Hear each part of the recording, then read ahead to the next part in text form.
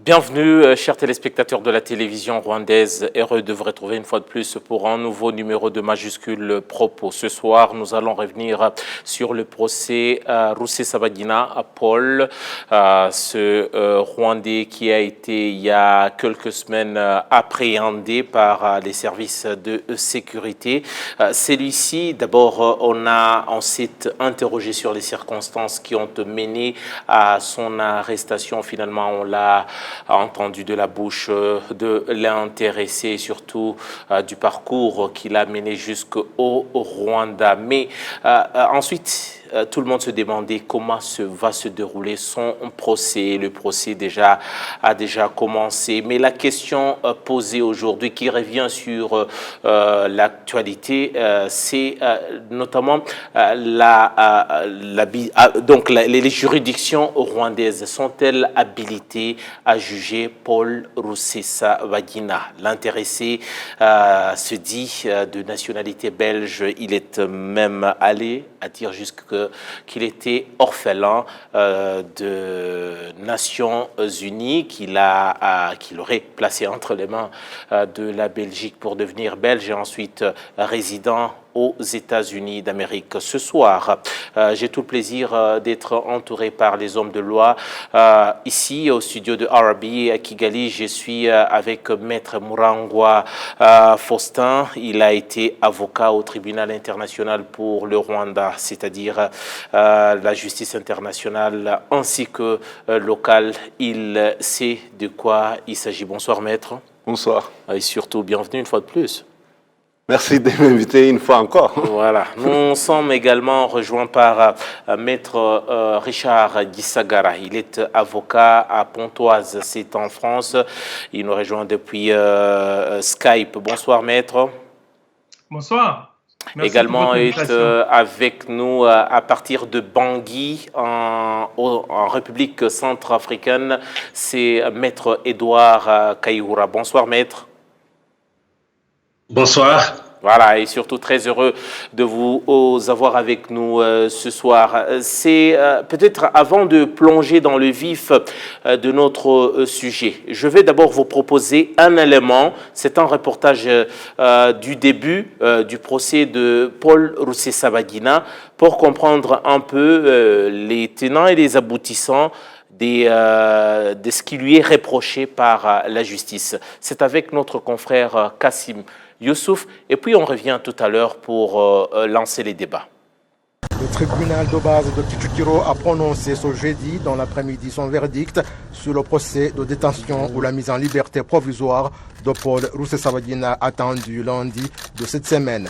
La présidente du tribunal, Ingamiye Dorothée, a d'abord appelé les 13 chefs d'inculpation dont Rusesabagina est accusé, notamment 7 en rapport avec des actes terroristes et 6 concernant l'association pour commettre des crimes dans le district de Nyamagabe, secteur de Kitabi, et le district de Nyaruguru, secteur de Nyabimata.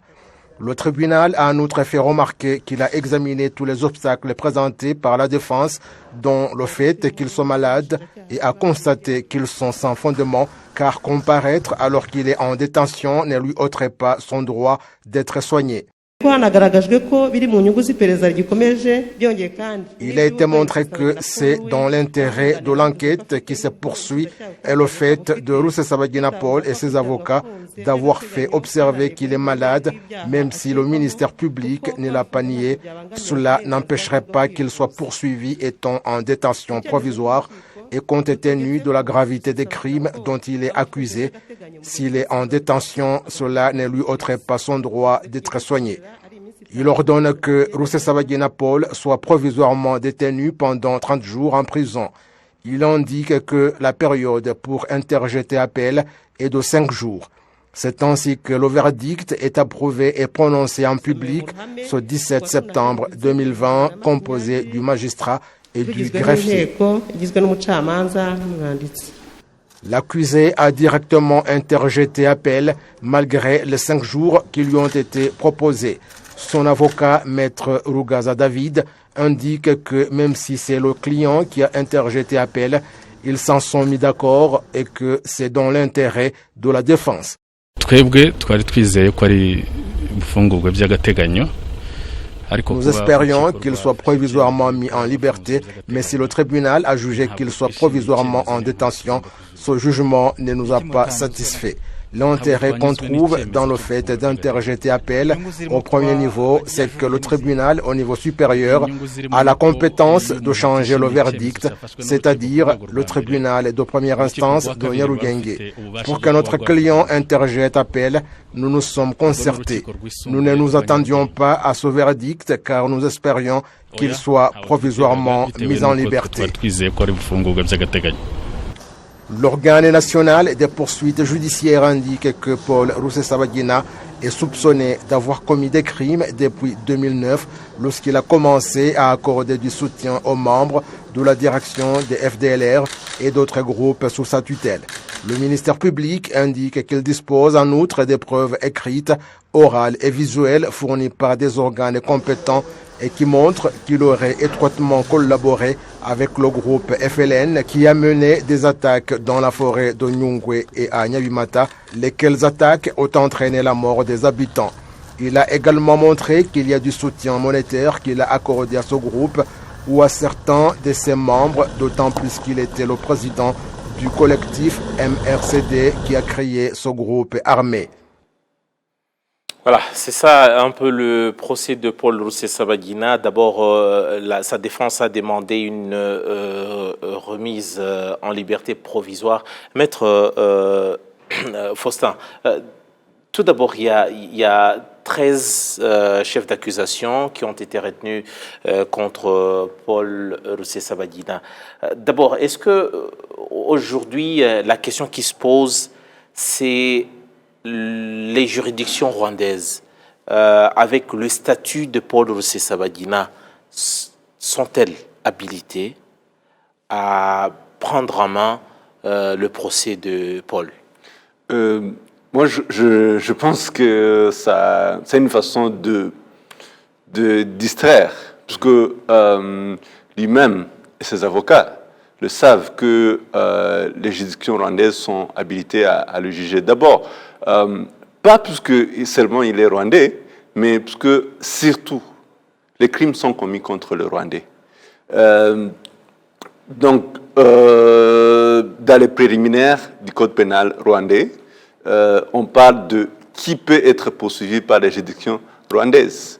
Et à ce point, on parle même un étranger de passage, mais qui commet un crime au Rwanda, ou qui commet un crime contre les Rwandais. Donc, même un étranger, en commettant un crime contre les Rwandais ou en commettant un crime contre le territoire rwandais, il peut être poursuivi par les juridictions rwandaises. Et là-dessus, l'article 10 du Code de fonctionnement, organisation et compétences judiciaires en parle aussi. Je ne pense pas que cette question devrait être un problème. Mais s'il a été, bon, tant mieux pour lui et ses avocats qui ont soulevé cette question, mais je crois que pour moi, ça ne devrait pas être vraiment un problème.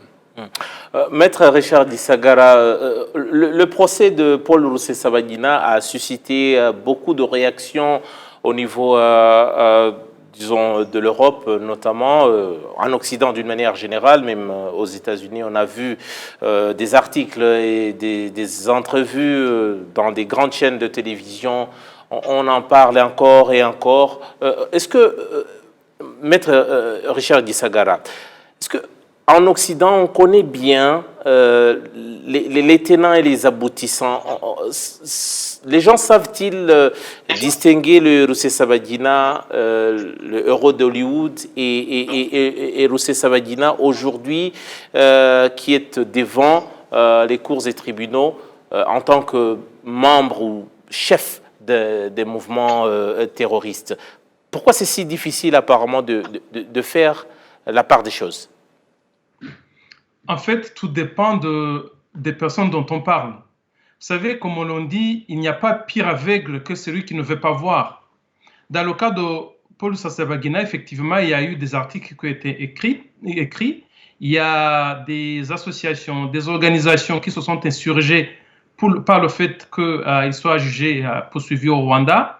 Mais sauf erreur de ma part, je n'ai pas vu une protestation officielle d'un pays ou d'un officiel d'un pays qui aurait dénié au Rwanda la possibilité de pouvoir poursuivre Paul Rusesabagina pour des faits qui ont été commis au Rwanda.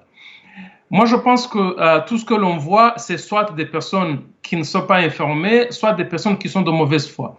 Il y a effectivement beaucoup d'articles, mais toutes les personnes qui sont de bonne foi ne vont jamais contester le droit du Rwanda à juger des faits qui sont notamment qualifiés de terroristes qui étaient commis au Rwanda. Donc, pour répondre simplement à votre question, il y a ceux qui font la part des choses, qui savent qu'effectivement, même si Paul Rusesabagina est un héros, est une star, parce que, une star relative, ça dépend de point de vue, mais même une star, n'importe quelle star peut être jugée. Donc, ce n'est pas sa qualité ou sa réputation qui empêcherait à ce qu'elle soit jugée. Vous savez, la loi est la même pour tout le monde.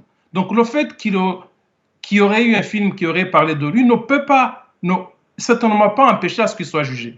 Donc, en Occident, effectivement, il y a beaucoup de personnes qui écrivent, qui disent des choses, mais je dirais, en tout cas, c'est mon avis à moi, c'est des personnes qui sont soit de mauvaise foi, soit qui ne veulent pas comprendre la problématique pour ce cas précis. Voilà.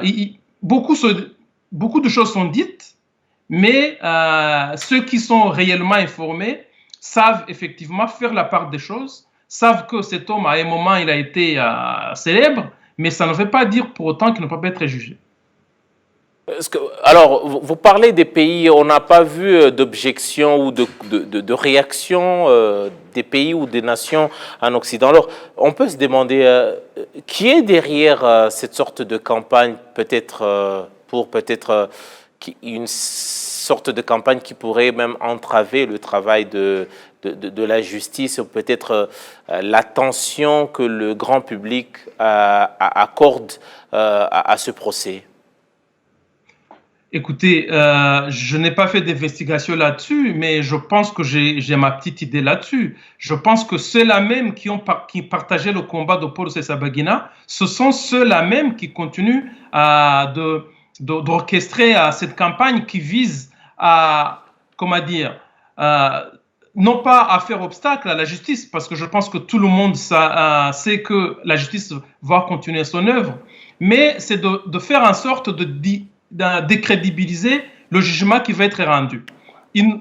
Tout ce qu'ils font, c'est juste une campagne pour essayer de décrédibiliser, mais je pense qu'eux-mêmes sont convaincus que ça ne va pas empêcher le cours de la justice. Donc ceux qui sont derrière, je pense que ce sont les mêmes personnes qui partageaient le combat politique de Paul Rusesabagina. C'est ceux qui étaient adhérents des mouvements qu'il a créés, et c'est ceux qui le financent et ceux qui le soutiennent. Je pense que ce sont ces gens-là qui continuent à orchestrer cette campagne, mais je ne crois pas, je pense qu'eux-mêmes sont convaincus que cette campagne est juste une campagne, pour essayer de décrédibiliser, mais eux-mêmes savent que ça ne va pas empêcher le cours de la justice. Peut-être qu'on va revenir sur vous. Paul Rusesabagina, justement, Maître Edouard Kayihura, vous avez écrit sur l'homme. C'est vrai, vous êtes avocat, mais vous avez également écrit là-dessus. Est-ce que le personnage de Paul Rusesabagina, là je vais revenir une fois de plus, c'était déjà une vedette, il avait déjà de plateformes qui lui étaient réservées aux quatre coins du monde pour peut-être chanter sa gloire et autres. Avait-il encore besoin de devenir encore un chef terroriste? Bon, merci. Rusesabagina, celui qui l'a connu bien avant, il disait que c'était un type humanitaire, mais pourtant c'est un politicien qui fait, vous savez, il était membre du parti MDR, où il était le chef du parti dans sa commune d'origine. Quand il a fait le film Hotel Rwanda, c'est là où il a commencé à dire que c'était un humanitaire. Mais dès qu'il est devenu héros, c'est là où il s'est tourné à être politicien. Donc, toute la politique qu'il faisait, c'est la politique de division, de haine, qui parlait même qu'au Rwanda, il y avait encore le génocide il a commencé à nier le génocide. Sa personnalité, vraiment, c'est une personnalité que tu peux mettre entre guillemets, pour dire que les actes de terrorisme qui ont été effectués au Rwanda, ces actes, lui-même, il connaît qu'il a participé dans ces actes au moment où, après les faits, il a lui-même dit que le FNL, les actes ont été faits par FNL et les membres de FNL. Donc, il n'y a rien à redouter qu'il a participé dans ces actes de terrorisme. Je dois peut-être apporter un petit correctif. Il s'agit de FLN et non pas de FNL. Maître Edouard Kayihura, vous, dans votre livre Inside Hotel Rwanda, c'est une réponse par rapport déjà au film Hotel Rwanda, donc où Rusesabagina et donc son personnage héroïque entre guillemets est chanté avec plusieurs dithyrambes. Vous dites déjà dans vos écrits qu'il y a d'autres, il devrait ou pourrait même être poursuivi pour d'autres actes qui ne sont pas nécessairement des actes de guerre. Vous avez dit déjà que dans sa politique, il y avait plusieurs zones d'ombre. Vous pouvez un peu nous parler de ces zones d'ombre et de ce que vous, déjà à l'époque, dans votre livre, vous lui reprochiez? Vous savez, quand on faisait nos recherches sur Rusesabagina, c'est qu'au moment où le livre est sorti, avant qu'il soit sorti, on avait déjà des informations qu'il finançait les groupes armés au Congo. Donc, on avait tombé sur un chèque qu'il avait envoyé. Et à ce moment-là aussi, je pense qu'au Rwanda, on avait lancé un mandat d'arrêt international. Mais pas aussi, on dirait que dans ces paroles, il niait le génocide. Il niait le génocide et le génocide, le négationnisme est puni par le code pénal rwandais. Donc, il pouvait être poursuivi pour avoir nié le génocide qui a été commis contre les Tutsis. Donc, bien qu'il n'était pas recherché pour négationnisme, là où il était, là où il visitait, là où il parlait du négationnisme. Peut-être on va revenir sur les chefs d'accusation qui sont portés contre lui. Maître Murangwa, est-ce que aujourd'hui on reproche notamment d'avoir financé, être auteur notamment des attaques qui ont pris des vies humaines dans certaines parties du Rwanda? Dans sa défense, Rusesabagina parle d'un mouvement politique, politico-militaire, avec d'autres alliances bien entendu. Lui et sa défense parlent d'un mouvement politique, d'une lutte, mais qui ne doit pas lui être reproché des crimes qui ont été commis par les membres d'un mouvement dont lui-même est chef. Ça s'explique comment ça? Oui, c'est une défense. En tant qu'avocat, mes collègues ne vont pas me contredire, mais chacun a sa façon de diriger sa défense. Mais je crois que les procureurs aussi sont là pour démontrer pourquoi ils ont retenu ces charges. Et je crois que si je me mets dans la place du procureur, il sera amené à démontrer au fait, pas seulement la responsabilité de Rusesabagina en tant qu'exécutant, il sera amené à démontrer au fait le lien entre le financier, celui qui finance, donc en fait le chef qui, on dirait même le chef intellectuel et le chef financier, pas seulement le chef intellectuel, mais aussi le chef financier qui finance les actes. et puis le lien direct avec les exécutants sur terrain. Nul ne sait que Ben Laden n'a jamais été aux États-Unis pour exécuter les attentats du 11 septembre. Si Abou Mazen a exécuté l'attentat, il est exécuté sous les ordres de quelqu'un d'autre. Et je ne pense pas que, en fait, le procureur soit amené dans ce genre de débat. Par contre, il serait amené à définir vraiment de façon fin, parce que on est toujours dans la phase préliminaire du procès. Moi, je crois que au moment du procès, au fond, on aura beaucoup plus de preuves, beaucoup plus de débats par rapport au rôle de Rusesabagina en tant que chef, pas seulement du parti, mais aussi du collectif des partis qui soutenaient, qui avait une branche armée et une branche armée qui exécutait des ordres sur place. Et je crois que il y aura un bon débat entre la défense et le procureur par rapport aux ordres donnés, aux aides octroyées sur le terrain pour exécuter des choses, parce que les faits sont là, mais il faut voir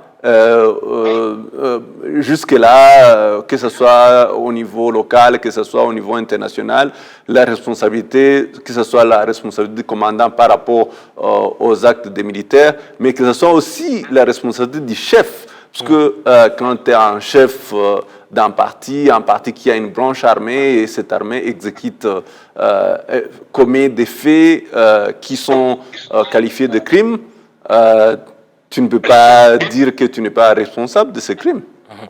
Peut-être on va revenir un peu sur le statut de Paul Rusesabagina. C'est un Rwandais qui est parti du Rwanda au lendemain du génocide commis contre les Tutsis. C'est en 2004 que le film Hotel Rwanda a été tourné, qu'il est sorti. On a tellement dit des choses sur le film. Maître Richard Gisagara, je parlais tout à l'heure de sa défense qui dit que Paul Rusesabagina, même lui-même, au cours du procès, il dit être orphelin orphelin des Nations Unies qui l'ont placé entre les mains de la Belgique, et aujourd'hui il a la nationalité belge. Donc pour lui, il ne se sent pas très concerné en premier lieu comme Rwandais. Est-ce que son statut prête à confusion ou c'est une situation nette? Je ne crois pas que son statut prête à confusion. C'est comme mon confrère l'a dit tout à l'heure, vous savez, chacun se défend comme il veut. Donc, on peut essayer de trouver tous les moyens de droit ou de fait pour pouvoir se défendre. Mais sincèrement, il y a des moyens de défense que j'entends qui si ce n'était pas un sujet sérieux, ça me ferait sourire. Donc, son statut, il est vraiment très clair. D'abord, avant même de parler donc de son statut, je rappelle ce que mon confrère a fort justement dit. Ce n'est pas le statut qui détermine la compétence des juridictions rwandaises. C'est le lieu où les faits ont été commis. Donc, les faits ont été commis au Rwanda. Les faits ont été commis contre le peuple rwandais. Et donc, il n'y a aucune discussion possible. Enfin, il y a une discussion, mais juridiquement par là, c'est clair, les autorités rwandaises ont la possibilité de le juger. Alors, maintenant, revenons sur son statut, comme c'est la question que vous me posez. D'abord, il se dit orphelin que les Nations Unies ont confié à la Belgique. Ce statut, c'est la première fois que j'entends parler de ce type de statut. Je connais, il y a des personnes qui sont des réfugiés. En Belgique, c'est possible, il y a des personnes qui sont reconnues réfugiés, mais ça ne veut pas dire pour autant qu'ils n'ont pas de nationalité. Ce sont des réfugiés, ils sont reconnus par rapport aux obligations internationales qui font obligation au pays d'accueillir des réfugiés. Et s'il a été dans un premier temps reconnu réfugié par la Belgique, effectivement, sa protection a été donnée à la Belgique, mais ça n'empêche pas aux autorités rwandaises, s'ils commettent des infractions au Rwanda, d'être poursuivis. Ça, c'est d'une part. Et après, il est devenu belge. Donc, cette ce fait d'être orphelin dont il parle, à supposer même qu'il a existé, n'existe plus aujourd'hui. Aujourd'hui, il a la nationalité belge. Il n'a jamais contesté. La nationalité rwandaise, il les garde aussi parce que, comme vous le savez, la nationalité rwandaise ne se perd pas sauf dans des cas exceptionnels. Donc, il a la double nationalité. Que ce soit en tant que Rwandais, il peut être jugé par le Rwanda, il n'y a pas de difficulté. Donc là, vous voulez dire le fait qu'il ne puisse pas avoir, là je parle pour les novices, en tout cas les gens qui ne sont pas très armés dans le domaine du droit. Vous dites qu'il n'a jamais été apatride. Donc sa situation n'est pas celle d'un apatride, de quelqu'un qui n'a pas de patrie ou il doit être placé entre les mains des Nations Unies. Non, je ne crois pas qu'il puisse être apatride. Ça, je peux l'affirmer. Je ne connais pas, je ne l'ai pas suivi au jour le jour. Mais si on regarde le statut d'apatride, c'est une convention internationale, c'est défini par les textes internationaux. Le statut d'apatride est le même dans tous les pays du monde, notamment, enfin, en tout cas, tous les pays qui reconnaissent les conventions internationales. Pour être appelé apatride, il faut qu'aucun pays ne puisse reconnaître ta nationalité.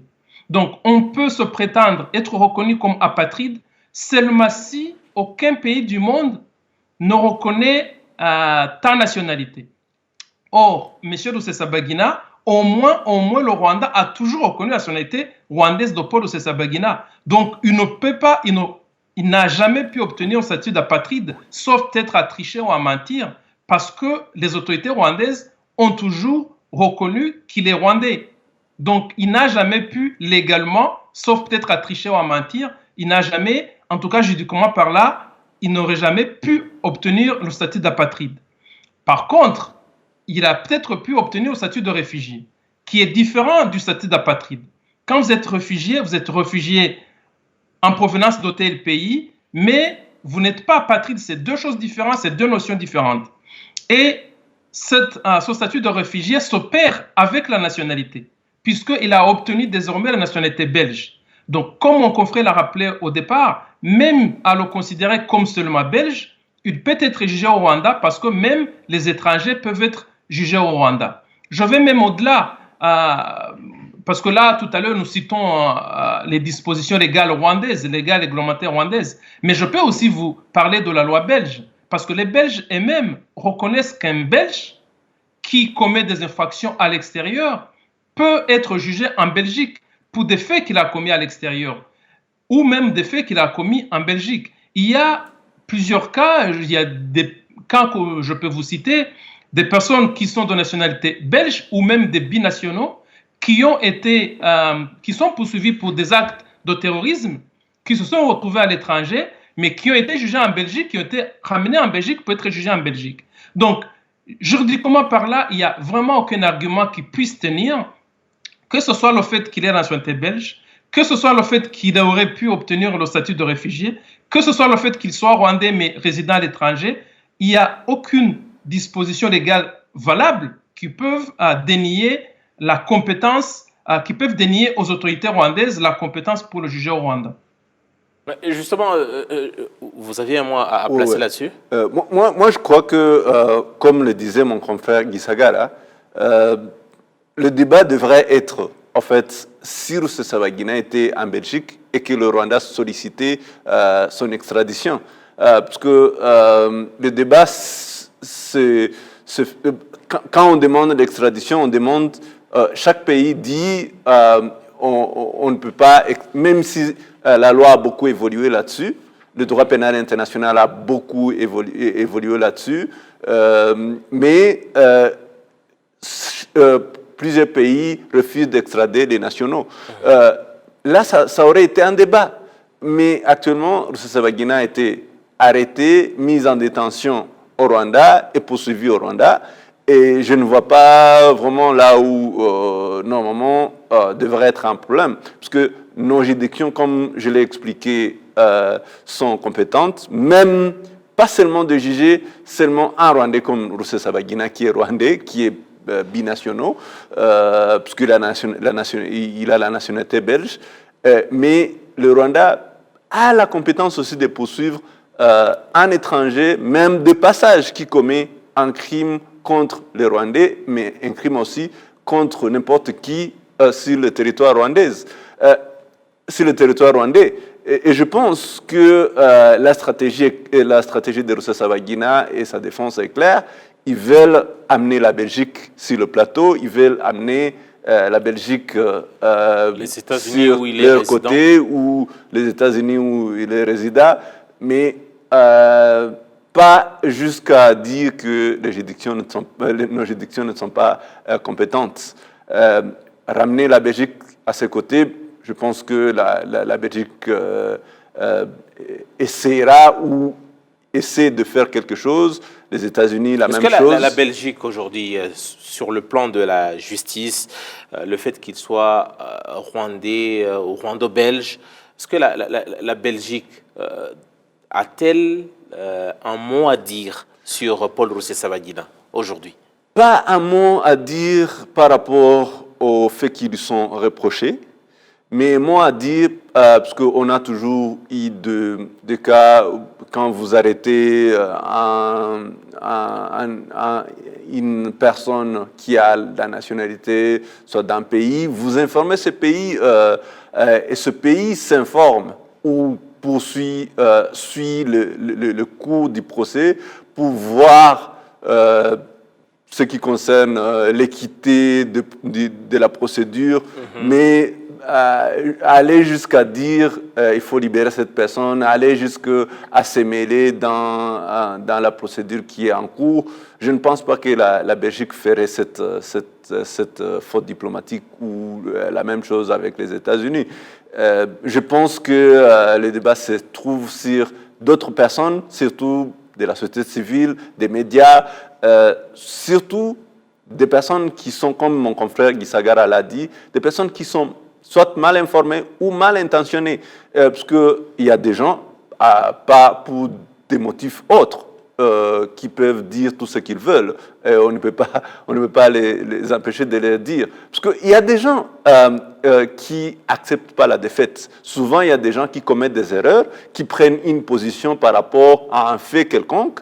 Là, je suis en train de dire les gens qui ont commis une erreur par rapport aux positions qu'ils ont prises par rapport au film Hotel Rwanda, et actuellement qui ne veulent pas accepter qu'il y a un autre Paul Rusesabagina qu'on est en train de voir, qu'il y a un autre Paul Rusesabagina qu'on est en train de présenter. Et là, c'est ramener ces gens derrière. Et ces gens qui souvent pensent que le Rwanda comme un pays, c'est un pays auquel on peut faire des dictons. Je ne pense pas qu'on peut peut-être essayer, mais pas jusqu'à aller faire des dictons à la cour. Je ne pense pas que ça peut passer.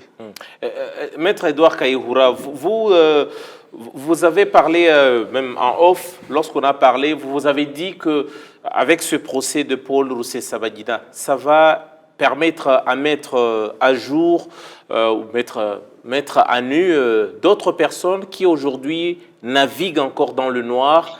Et donc, qu'est-ce que vous vouliez dire par là?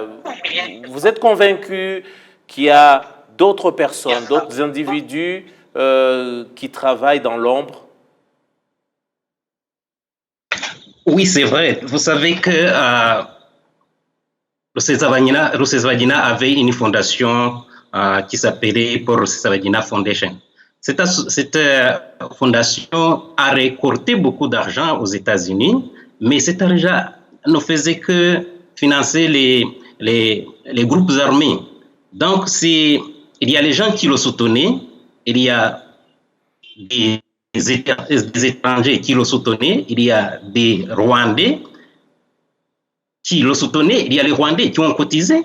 Je sais qu'il y a des pays, les réfugiés rwandais qui sont dans les pays en Afrique, qui font des cotisations, et que le Rusesabagina traverse chaque fois aller récolter cette somme d'argent pour financer les groupes terroristes. Donc, si on fait des enquêtes, on trouvera beaucoup de personnes qui ont cotisé pour financer ces groupes armés. Donc, vous vous dites que aussi, l'une des reproches, là peut-être je vais parler avec Maître Disagara, vous avez beaucoup travaillé sur les procès en rapport avec le génocide commis contre les Tutsis. L'une des reproches qu'on fait au tribunal international pour le Rwanda et d'autres juridictions internationales, c'est que le fait que les procès se déroulent notamment dans des pays loin du terrain où les crimes ont été commis, ça complique encore les choses. Vous vous dites qu'avec le procès de Paul Rusesabagina au Rwanda, ça va permettre à faire avancer vite ou encore au mieux en tout cas la procédure. Maître Edi Sagara. Oui, certainement. Mais avant de répondre à votre question, j'aimerais bien réagir, ajouter quelque chose à ce que mon confrère Moulango a dit. Vous lui avez posé la question par rapport de savoir si la Belgique a son mot à dire par rapport au procès de Rusesabagina actuellement. Oui. Je voulais juste ajouter une chose qui, en fait, ça rejoint, vous savez, pour la Belgique, ça devrait être beaucoup plus clair. Parce qu'il y a eu un précédent. Il y a un précédent dans une affaire également d'une personne qui est poursuivie pour terrorisme qui ressemble plus ou moins à l'affaire de Rusesabagina. Alors, ça se déroule, je vais être très bref puisqu'il faut que je réponde aussi à votre question. D'accord. En fait, en 2010, en Belgique, il y a eu une personne qui est de nationalité belge et de nationalité marocaine. C'est une personne qui s'appelait, je crois, si ma mémoire est bonne, c'est Ali Arras, il s'appelait, cette personne. Cette personne se trouvait en Espagne. Et les autorités marocaines ont demandé son extradition parce qu'il était poursuivi pour terrorisme au Maroc. Donc, il est parti de l'Espagne au Maroc et il a été jugé au Maroc pour terrorisme. La question a beaucoup été débattue en Belgique puisqu'il y a des personnes qui se disaient il est belge aussi, pourquoi la Belgique ne dit rien, pourquoi la Belgique n'intervient pas dans son procès qui se déroule au Maroc. Alors, la question a été posée de façon claire au ministre de la Justice belge. C'était une question que l'on peut retrouver, les archives existent encore, au Sénat belge. C'est une question écrite numéro 5-899 qui a été posée le 27 janvier 2011. Cette question a été posée au ministre de la Justice en lui demandant pourquoi vous n'intervenez pas dans la procédure qui se déroule au Maroc. Le ministre de la Justice belge a répondu en disant non, nous ne sommes pas partie concernée. C'est une affaire qui concerne un binational qui est jugé pour des faits qui ont été commis au Maroc. Nous n'intervenons pas, la Belgique n'est pas partie prenante dans cette procédure. Donc la question a été tranchée, c'est clair. Et puis, il y a aussi, et je termine par là sur ce point, il faut s'y rappeler à une convention de 1930, je crois de janvier ou avril 1930, qui parle de la question de binationaux. Et dans cette convention, il est clairement établi que lorsqu'une personne a une double nationalité, c'est une convention internationale qui a été signée par la Belgique, le pays de double nationalité ne va pas s'immiscer dans la procédure qui le concerne dans le deuxième pays de nationalité. Donc, pour ma part, effectivement, la Belgique peut lui assurer à Sylvain l'assistance consulaire, celle qu'on offre parfois aux personnes qui sont poursuivies à l'étranger lorsqu'ils ont une double nationalité. Mais si on regarde les dispositions légales qui existent et si on regarde la jurisprudence ou l'attitude des autorités belges telles qu'ils l'ont établi eux-mêmes et telles qu'ils l'ont dit au Sénat il y a 10 ans, il n'y a pas de raison que ça change aujourd'hui, la Belgique n'a pas son mot à dire dans la procédure qui se déroule actuellement au Rwanda. Voilà. Maintenant, pour répondre à votre question... Pour la question, oui. Oui, pour répondre à votre question, vous me demandez si le fait d'être jugé au Rwanda a un avantage par rapport si je prends l'expérience des juridictions internationales. Oui, certainement. Et je dirais même plus. Vous savez, il y a un mot, une expression que l'on dit en français quand l'on dit que quelqu'un est hors sol. Hors sol, c'est-à-dire en fait que vous n'êtes pas... C'est comme si les jugements qui sont rendus à l'extérieur, très loin du lieu où l'infraction a été commise, sont très, très difficiles. Il nous arrive ici quand, par exemple, les gens sont jugés en France, ils sont jugés en France pour des faits qui ont été commis en 1994 au Rwanda. La première semaine est consacrée à expliquer aux jurés et aux juges ce que c'est le Rwanda, comment le génocide s'est déroulé, la mentalité, les habitudes, les coutumes des Rwandais pour qu'ils puissent juger. Et donc, le fait que M. Rusesabagina soit jugé au Rwanda où les faits qui lui sont reprochés ont été commis était d'énormes avantages D'abord, pour la bonne qualité de la justice, parce que la justice va être rendue par des personnes qui sont sur le terrain, qui connaissent le terrain, qui savent bien de quoi l'on parle. Mais c'est aussi très important pour les victimes, parce que les victimes aussi peuvent participer au procès. Donc, c'est vraiment un avantage, un avantage immense de pouvoir le juger sur place, là où les faits étaient commis. Maître Mourango, vous qui avez travaillé au tribunal international pour le Rwanda, justement, c'est un de cas de figure qui rappelle justement l'une des difficultés qu'a connu en tout cas ce tribunal. Vous avez un mot à placer là-dessus? Oui. Je pense que c'est vraiment très, très, très important de voir d'avoir une justice de proximité, de voir que pas seulement que les victimes participent, mais aussi il y a quelque chose que Maître Gisagara a souligné. Quand on juge aussi par rapport aux coutumes d'un pays. Je me rappelle au niveau du TPIR, la plupart des fois, on passait beaucoup de temps à discuter des choses qui ne devraient pas être discutées, puisqu'on faisait comprendre, que ce soit aux avocats et aux procureurs, mais aussi aux juges qui jugeaient les coutumes dans notre pays. Je vous donnerai l'exemple d'un avocat anglais qui, un jour, un témoin l'explique, j'ai vu l'attaque passer à côté de ma maison, j'étais dans ma cuisine, et lui, il a cru qu'il avait fini son procès, parce que par rapport à ce qu'il lui croyait à la cuisine, parce qu'il croit que la cuisine, c'est à l'intérieur de la maison et une petite fenêtre, alors que chez nous, dans nos coutumes, la cuisine, c'est juste 3 pierres et juste à côté de la maison. Et quand elle a demandé la question à la femme l'a très bien expliqué. J'étais dehors, ma cuisine, c'est dehors, il n'y a pas de clôture. Les gens qui passaient, je les ai vus, je connais tout le monde parce qu'ils étaient de mon quartier. Donc là, il y aura des choses, il y a des facilités, il y a des avantages par rapport aux questions qui sont discutées, parce que je souhaiterais même que la Cour fasse par certaines séances, fasse des itinérances pour aller sur terrain, là où les faits se sont passés, pour comprendre aussi, pas seulement faciliter les victimes à participer au procès, mais aussi pour faciliter à la justice de comprendre les choses. Parce que quand dans les crimes qui lui sont reprochés, je vois qu'il y a des crimes, surtout des crimes complexes. Il faut comprendre le coin et le recoin. Il faut placer les faits dans les contextes, de façon que vous pouvez comprendre. Souvent, quand on fait les enquêtes, on dessine les scene maps ou bien la carte des faits. Et quand la justice fait l'itinérance, il n'y a pas besoin d'aller dessiner. Les témoins sont là, ils t'expliquent et tu comprends très facilement et ça fait avancer les choses. Des débats qu'on devrait faire des semaines, on les fait dans une journée. Voilà.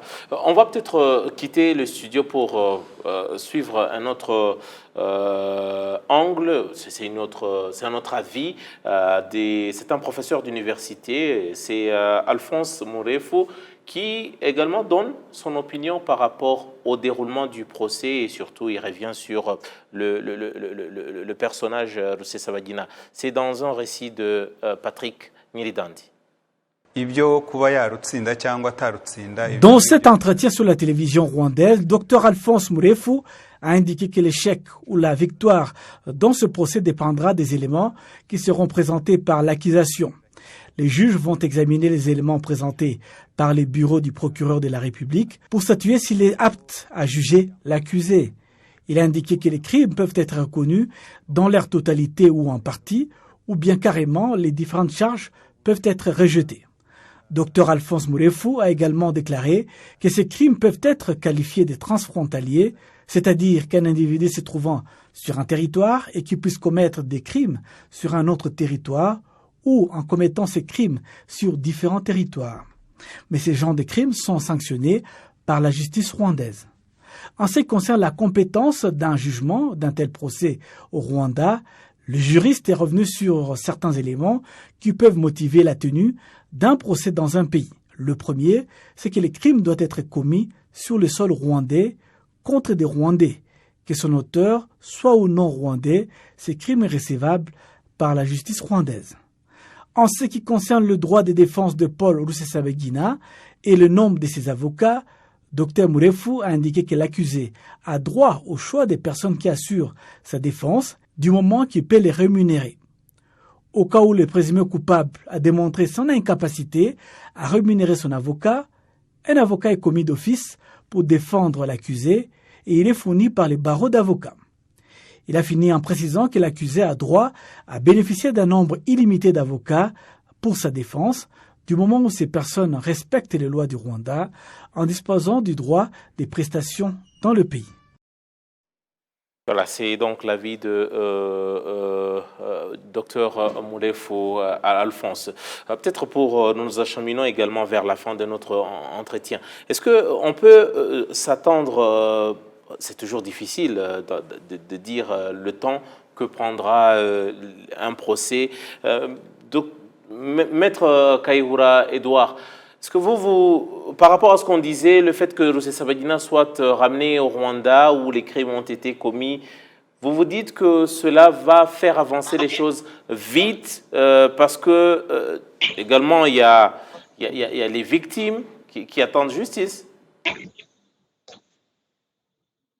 Oui, c'est vrai. Vous savez, toujours les avocats utilisent des moyens dilatoires pour faire traîner le procès.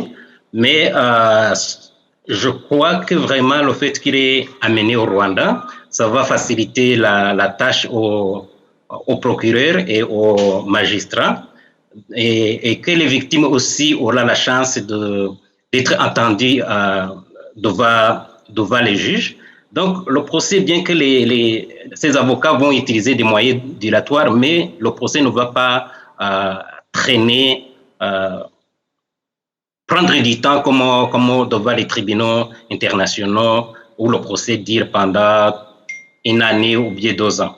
Je pense que si on se donne vraiment 3 mois, le procès pourrait terminer. Peut-être, la justice a sa manière de fonctionner. Est-ce qu'on parlait de Maître Richard Gisagara qui est en Occident? Est-ce que vous êtes en République centrafricaine? C'est un pays africain, bien entendu. Et bien sûr, vous suivez également l'actualité ailleurs.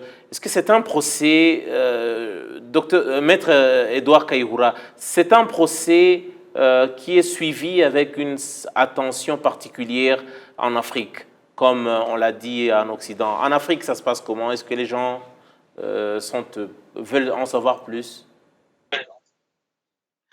Oui, aujourd'hui, quand je regardais la télévision, j'ai vu les pays, les télévisions de l'Afrique qui montraient Paul Rusesabagina, qui parlait de son procès, mais je pense qu'ils n'ont pas de...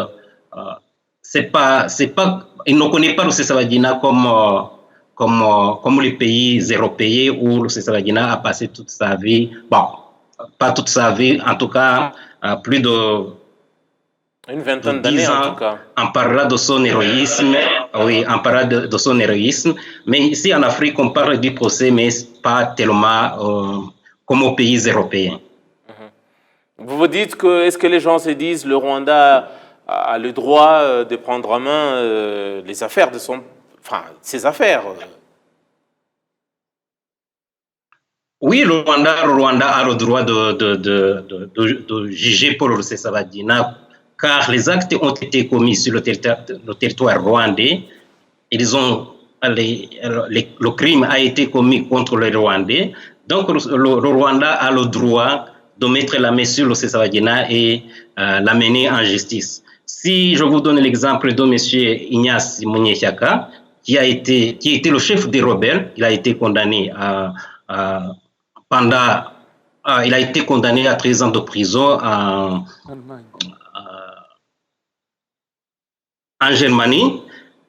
Donc, lui personnellement n'avait pas directement commis les actes de crimes contre l'humanité. Donc, il n'a jamais été il avait financé, sur terrain. On comprend les propos. Le docteur, oui. le maître Kayihura essaie de dire, il donne un exemple également de quelqu'un d'autre qui a été sur la liste des mouvements terroristes, qui n'a jamais été sur terrain, bien entendu, mais qui était la tête pensante des mouvements. C'est-à-dire que ça ne devrait pas être sur terrain et ne pas être sur terrain. Le fait qu'on soit déjà le cerveau moteur d'un mouvement terroriste, ça ne vous disculpe pas, ça ne vous lave pas de... Non, ça ne vous désengage pas en tout cas. Ça ne désengage pas. Parce que ça, comme je l'avais dit, ça va dépendre du travail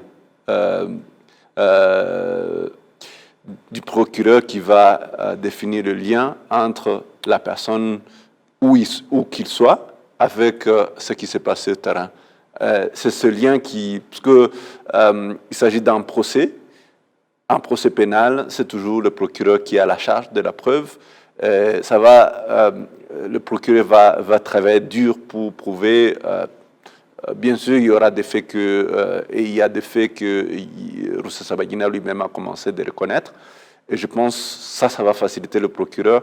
Mais n'empêche, ça lui donne toujours la responsabilité de prouver, parce qu'on est en procès pénal, on a plus de 13 charges, et le procureur doit faire un travail de qualité. Et je pense que, comme le disait mon confrère, il a dit que ça va prendre 3 mois. Je ne pense pas, parce que même si on n'est pas dans une justice, même s'il y a des facilités, des avantages que Rusesabagina soit sur le terrain, c'est toujours un procès, c'est un procès complexe de 13 charges.